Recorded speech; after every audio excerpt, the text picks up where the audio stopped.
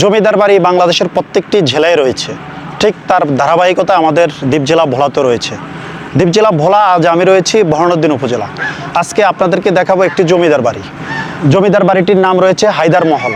আমরা ভিতরের দৃশ্যগুলো আপনাদেরকে দেখানোর চেষ্টা করব এবং এই হায়দার মহলে কিভাবে আসবেন সকল কিছু নিয়ে ডিটেলস থাকছে ভিডিওতে। পুরো ভিডিওটি দেখার জন্য অনুরোধ করছি। এখন আমরা চলে যাব হচ্ছে এই ভবনের ভিতরে। যদিও এটি একটি পরিত্যক্ত ভবন এখন বর্তমানে। এ হচ্ছে এই ভিতরের দৃশ্য। এখানে ভিতরে অন্ধকার রয়েছে, যেহেতু লোকজন থাকে না এখানে। একটি পরিত্যক্ত ভবন। এই নিচতলার বিভিন্ন রুম, এগুলোতে জমিদারেরা বসবাস করতেন। অনেকগুলো কক্ষ রয়েছে, কিন্তু বর্তমানে যদিও কক্ষগুলো শূন্য, কোনো লোক নেই এখানে।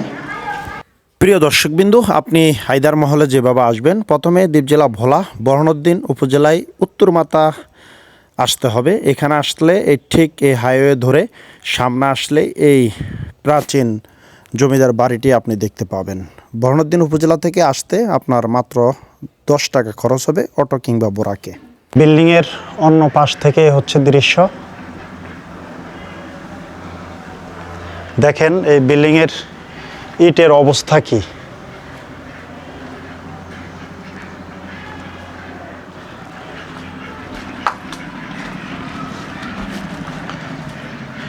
একবারে পরিত্যক্ত একটি ভবন এখন বর্তমানে এটি।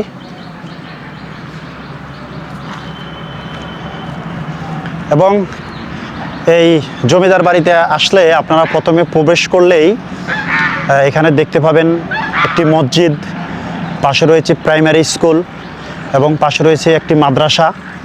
এবং সামনে হাঁটলে, বাড়ির ভিতরে ঢুকলে আপনারা পেয়ে যাবেন একটি ঘাটলা। এটা হচ্ছে এই জমিদার বাড়ির ভিতরের বর্তমানের দৃশ্য। এখানে এই বাড়ির লোকজনেরা এখানে থাকে। আর হচ্ছে এই ভবনের হচ্ছে এটা দ্বিতীয় তলার সিঁড়ি। এই সিঁড়ি দিয়ে মূলত উপরে আসলে ওঠার পথ রয়েছে। দেখি আমরা উঠতে পারি কিনা।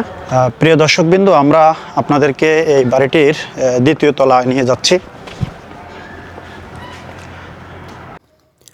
ভোলা জেলার বরহানুদ্দিন উপজেলার অন্তর্গত একটি ঐতিহ্যবাহী এলাকায় স্থানীয়ভাবে এটি হায়দার মহল নামে পরিচিত হলেও এটি মূলত একটি প্রাচীন জমিদার বাড়ি বা আবাসিক প্রাসাদ ছিল।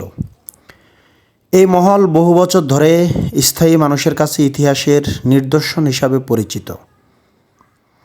ধারণা করা হয় ব্রিটিশ শাসনামলের শেষ ভাগ বা তার আগে, অর্থাৎ প্রায় 100 বছরেরও বেশি সময় আগে এই হায়দার মহল নির্মিত হয়। এই মহল নির্মাণ করেন স্থানীয় প্রভাবশালী জমিদার বা ধনী মুসলিম পরিবার, যাদের মধ্যে অন্যতম ছিলেন হায়দার আলী বা তার বংশধররা, যার নাম অনুসারে এই ভবনের নামকরণ করা হয় হায়দার মহল। সেই সময় এই মহল ছিল শুধু বসবাসের জায়গা নয়, বরং প্রশাসনিক কার্যক্রম, বিচার, আলোচনা এবং সামাজিক সভার কেন্দ্রবিন্দু। হায়দার মহলের স্থাপত্য শৈলীতে তৎকালীন মুঘল ও ব্রিটিশ স্থাপত্যের প্রভাব স্পষ্টভাবে দেখা যায়। এই ভবনের দেয়ালগুলো খুবই মোটা এবং শক্ত ইট দিয়ে নির্মিত। ভবনের সামনে রয়েছে প্রশস্ত বারান্দা, উঁচু ছাদ, বড় বড় দরজা, জানালা। একসময় এই মহলের ভেতরে ছিল বড় বৈঠকখানা, পারিবারিক কক্ষ, অতিথিশালা এবং খোলা উঠান। এই স্থাপত্য শুধু সৌন্দর্য নয়, বরং গরম ও বৃষ্টিপ্রবণ আবহাওয়ার কথা মাথায় রেখে নির্মিত। একসময় হায়দার মহল ছিল এই অঞ্চলের সামাজিক জীবনের প্রাণকেন্দ্র। এখানে বসত জমিদারি বৈঠক, গ্রাম্য সালিশ ও ধর্মীয় সামাজিক আলোচনা। গুরুত্বপূর্ণ অতিথিদের সংবর্ধনা। স্থানীয় প্রবীণদের মতে এই মহল থেকে বহু সামাজিক সিদ্ধান্ত নেওয়া হতো, যার প্রভাব পড়ত আশপাশের গ্রামগুলোতে। সময়ের সাথে সাথে হায়দার মহলের জৌলুস অনেকটাই হারিয়েছে। রক্ষণাবেক্ষণের অভাবে ভবনের কিছু অংশ নষ্ট হয়ে গিয়েছে। কিছু দেয়ালে আজ দেখা যায় ফাটল। প্রিয় দর্শকবৃন্দ, তাহলে আজকে আমি বিদায় নিচ্ছি ভোলা জেলা বরহানুদ্দিন উপজেলা হায়দার মহল থেকে। আপনারা নিশ্চয়ই কোন কোন জায়গায় এই ধরনের পুরাতন জমিদার বাড়ি দেখেছেন, চাইলে কমেন্ট করে জানাতে পারেন। দেখা হবে অন্য কোনো ভিডিওতে।